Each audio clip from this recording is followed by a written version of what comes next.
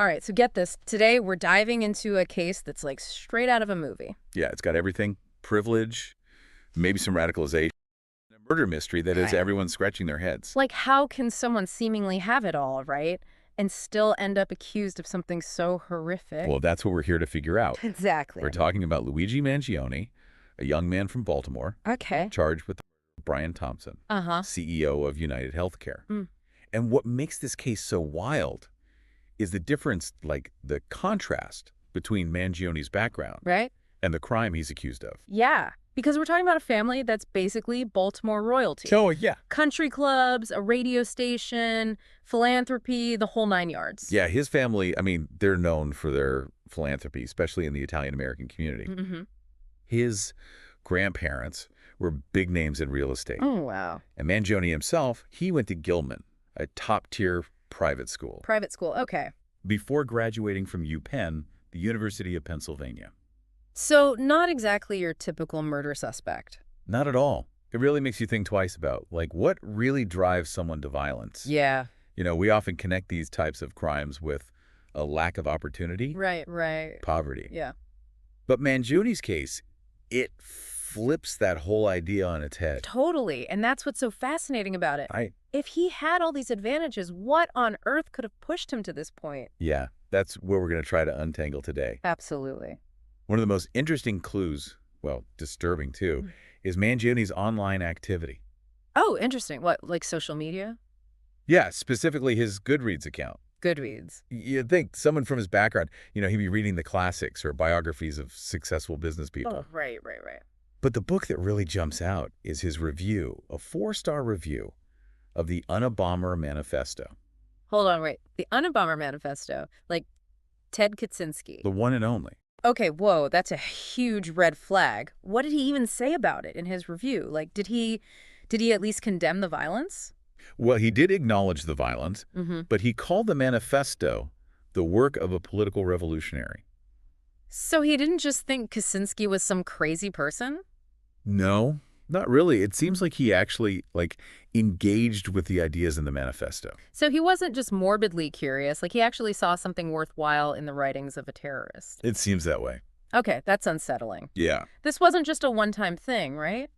There have to be other signs that he was interested in this kind of extreme stuff, right? Well, there's a social media post back from October. Someone's expressing concern about Mangione's well-being. They say they haven't heard from him in a while. And his family couldn't get in touch either. So maybe he was isolating himself, like withdrawing from his usual circles? It does seem like that's what they're suggesting. Right. And, you know, that isolation plus his potential interest in extreme ideas could be a dangerous mix. Yeah, for sure. Okay, I see where you're going with this. Yeah. But let's rewind a bit and fill in some gaps. Sure. You mentioned Gilman and UPenn. What did he study? What was he doing after graduation? Well, it looks like he got his degree in computer science from UPenn. Computer science, okay. He was a data engineer at TrueCar, you know, that platform for buying and selling cars. I've heard of it, yeah. And he also started a video game development club at UPenn. Wow, so he was obviously a smart guy, deep in the tech world. Yeah. It's hard to picture that same person being drawn to the Unabomber Manifesto. It is a strange juxtaposition. Right. Could it be like his interest in this extreme stuff was just him rebelling against his, privileged upbringing, like rejecting his family's values and everything?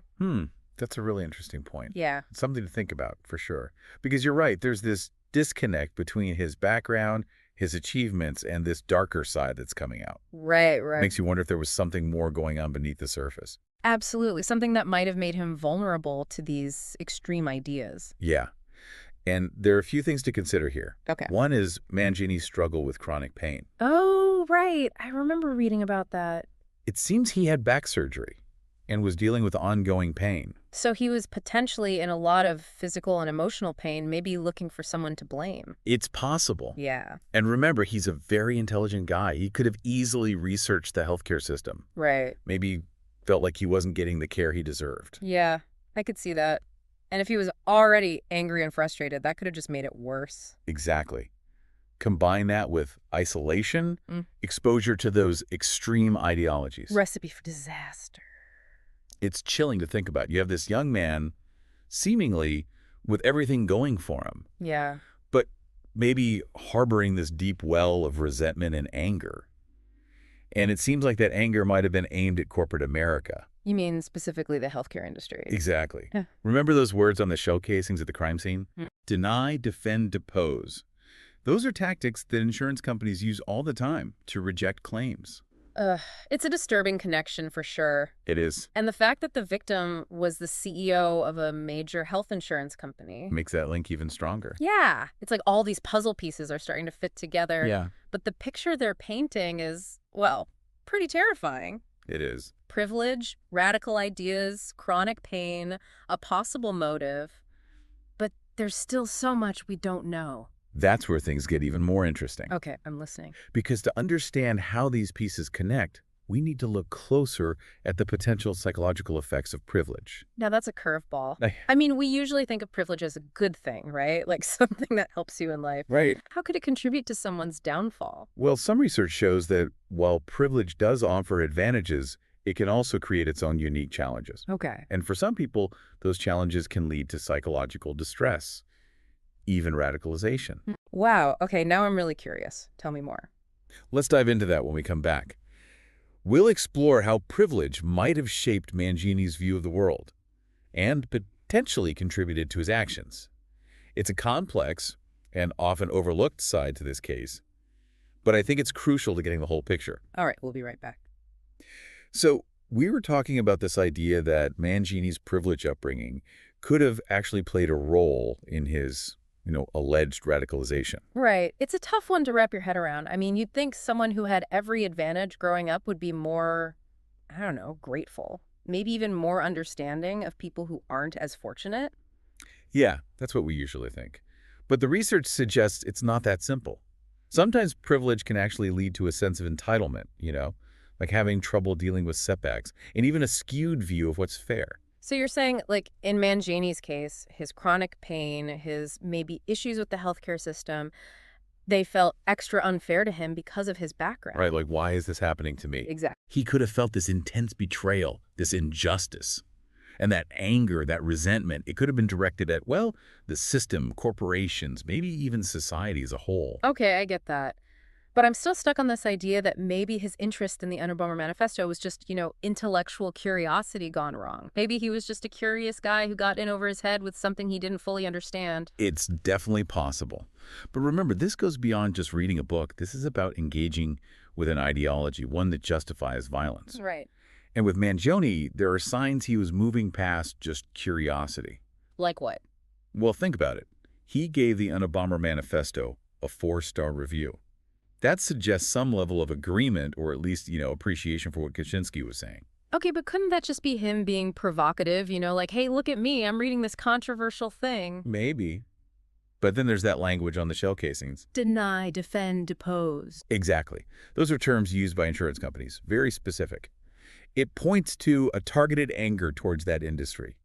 It doesn't feel random, it feels calculated. And that the victim was the CEO of a health insurance company. Yeah, that definitely strengthens the connection. Right, so it's like he was trying to hit the core of the system, the one he saw as corrupt, unfair, responsible for his suffering. Okay, so we've got this image of a young man potentially feeling more and more isolated and disillusioned, maybe struggling with both physical and emotional pain, and then possibly drawn to this ideology that gives him a simple explanation and a target for his blame. And this isn't just some isolated incident. We're seeing this trend of online radicalization, people, often young men, being sucked into these extreme ideologies. These groups offer them a sense of belonging, purpose. They justify violence. It's scary, for sure. What can we even do to prevent this? How can we spot these people before they do something? It's a tough question. There's no easy answer. But one thing we can do is recognize the warning signs. Things like social isolation, expressions of anger or resentment, and, of course, engaging with extremist content online. And with Mangione, it seems like some of those signs were there. The social media post where someone was worried about him, his interest in the manifesto, his potential struggles with healthcare. It's like this perfect storm brewing. Yeah. In this case, it seems like, well, the storm hit and the results were tragic. Yeah. Speaking of, I'm wondering, how has Mangione's family reacted to all this? They must be heartbroken. Well, there was a statement shortly after the arrest. Nino Mangione, a state lawmaker, He's thought to be Luigi's cousin. He spoke for the family. Oh, okay. And what did they say? They expressed shock, offered prayers for both families, their own and the victims. Yeah. It was a short statement, but it felt like they were trying to create some distance from what happened. I can understand that. I mean, who would want to be connected to something this awful, especially a family that's so well known in the community? Yeah, it's a PR disaster for sure. And it just adds another layer to this already strange case. Okay, so we've talked about privilege, radicalization, chronic pain, a possible motive, even the family's response. But we haven't really answered the biggest question, have we? Why? Why would a young man with so much potential throw it all away? And that's exactly what we'll try to figure out in the last part of our deep dive. We'll look at the possible psychology, the role of mental health, and the bigger societal forces that might have contributed to Mangione's alleged actions. So here we are, the big question. We've gone through the evidence, looked at privilege, radicalization, but it really comes down to this. What made Luigi Mangione do this? What led him to this? Yeah, the million-dollar question. And like we've been saying, there's no easy answer. People are complicated. Right. And this case, well, it's like this knot of different factors. Yeah, for sure. We talked about the healthcare system, his pain, those extreme ideas. Do you think maybe mental health, could that be part of it? It's definitely possible. We don't know his medical history, but mental health can affect anyone. Even someone from a privileged background. Absolutely. Mm. In fact, sometimes those pressures, the expectations that come with wealth, those can contribute to mental health issues. It's strange to think you'd assume money, resources, they would make you less likely to have those problems. You'd think so. Oh. But sometimes that pressure to live up to your family's name, the fear of failing, even the isolation that can come with wealth, it can cause a lot of stress. So with Mangione, could it be that the pain, maybe some mental health struggles, feeling isolated, that it all made him more open to those extreme ideologies? It's a very real possibility. Don't forget, these radical groups, they target people who are feeling lost, angry, left out. They offer a sense of belonging, purpose, a simple way to see the world. It can be very appealing to someone who's hurting, who's confused. And for him, it seems like those ideas gave him a reason for violence, way to strike back at the system he blamed. It's a sad story. It shows how personal struggles, things happening in society, and access to dangerous ideas, how they can all come together with terrible consequences. So what does this all mean for us, for people listening, trying to make sense of this whole thing? I think it's a wake-up call. We need to be aware of those warning signs, the ones we talked about, not just in ourselves, but in the people around us. We need to create spaces where people can talk about their problems, get help, without feeling ashamed.